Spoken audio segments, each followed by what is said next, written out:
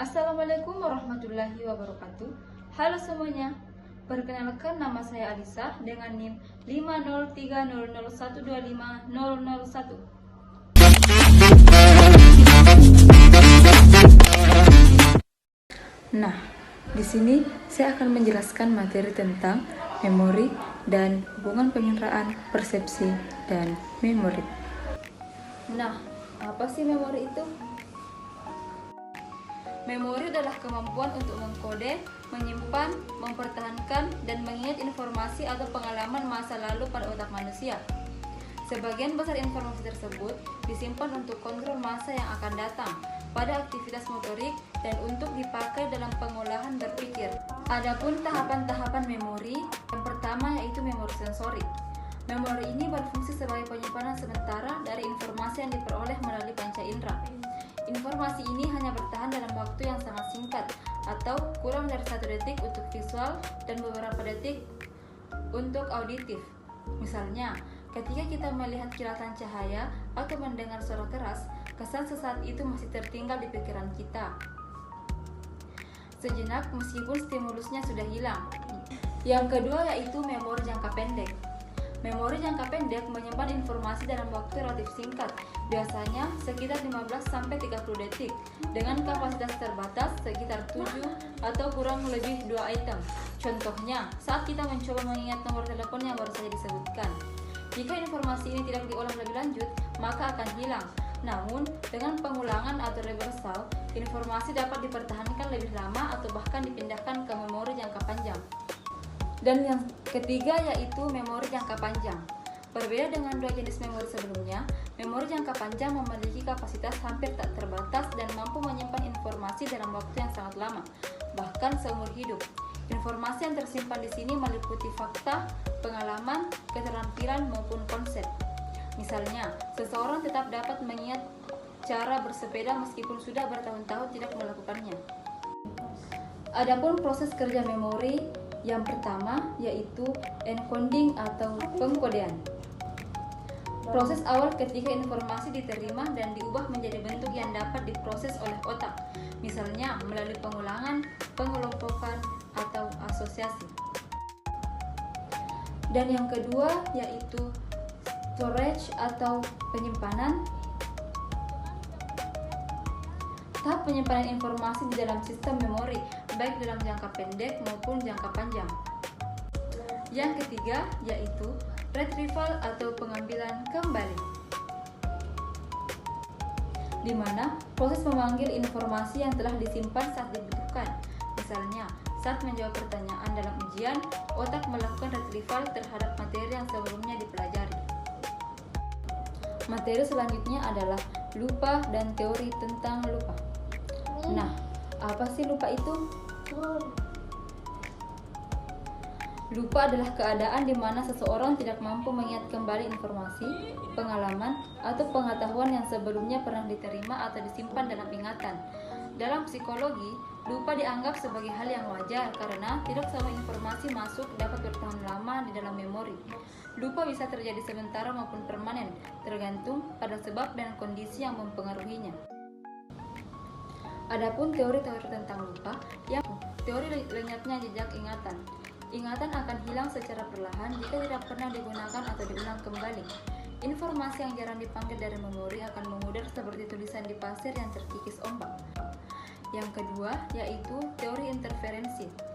Lupa terjadi karena adanya benturan antara ingatan lama dan baru, seperti proaktif atau informasi lama yang mengganggu ingatan baru, atau retroaktif atau informasi baru mengganggu ingatan lama. Yang ketiga yaitu teori represi. Seseorang melupakan sesuatu secara tidak sadar karena pengalaman tersebut menimbulkan rasa sakit, cemas, atau tidak menyenangkan. Mekanisme pertahanan diri ini membuat memori tertekan di dalam bawah sadar. Yang keempat, teori retrieval failure atau ingatan sebenarnya tersimpan tetapi tidak bisa diakses saat dibutuhkan. Misalnya, sudah di ujung lidah tapi tidak keluar. Biasanya dipicu oleh kurangnya isyarat atau clue untuk memanggil memori. Dan yang kelima yaitu teori motivated forgetting atau lupa yang disengaja. Seseorang sengaja melupakan sesuatu karena alasan tertentu. misalnya pengalaman memalukan atau trauma, dengan cara mengalihkan perhatian dan tidak mengingatnya kembali. Nah, materi selanjutnya yaitu implikasi memori dalam pembelajaran. Yang pertama yaitu pengulangan memperkuat memori. Informasi yang sering diulang akan lebih mudah masuk ke memori jangka panjang. Oleh karena itu, belajar sebaiknya dilakukan berulang kali, bukan sistem kebut semalam. Yang kedua, keterkaitan dengan pengalaman. Pelajaran yang dihubungkan dengan pengalaman nyata atau pengetahuan sebelumnya akan lebih mudah diingat. Misalnya, belajar konsep psikologi lewat praktik jual beli. Dan yang ketiga, yaitu pentingnya konsentrasi. Fokus saat belajar membantu memori menyimpan informasi dengan lebih kuat. Distraksi membuat informasi hanya tersimpan di memori jangka pendek, lalu cepat hilang. Selanjutnya yaitu implikasi memori dalam kehidupan sehari-hari. Yang pertama, membantu pengambilan keputusan. Ingatan atas pengalaman masa lalu digunakan untuk memilih tindakan terbaik di masa sekarang. Misalnya, menghindari makanan yang pernah bikin sakit. Yang kedua, membangun identitas diri. Memori tentang pengalaman pribadi membentuk siapa diri kita. Misalnya, kenangan masa kecil, sekolah, hingga pertemanan. Dan yang ketiga, hubungan sosial. Mengingat nama, wajah, dan pengalaman bersama orang lain membantu menjaga hubungan sosial. Lupa terhadap hal ini bisa menimbulkan kesalahpahaman. Dan materi yang selanjutnya yaitu hubungan penginderaan, persepsi, dan memori. Proses penginderaan, persepsi, dan memori bukanlah mekanisme yang berdiri sendiri, melainkan saling terhubung dan membentuk satu alur yang utuh dalam sistem kognitif manusia. Ketiganya berperan penting dalam bagaimana seseorang menerima, memahami, serta menyimpan pengalaman dari lingkungannya. Tahap pertama dimulai dari penginderaan atau sensation, yaitu proses penerimaan stimulus dari lingkungan melalui panca indera.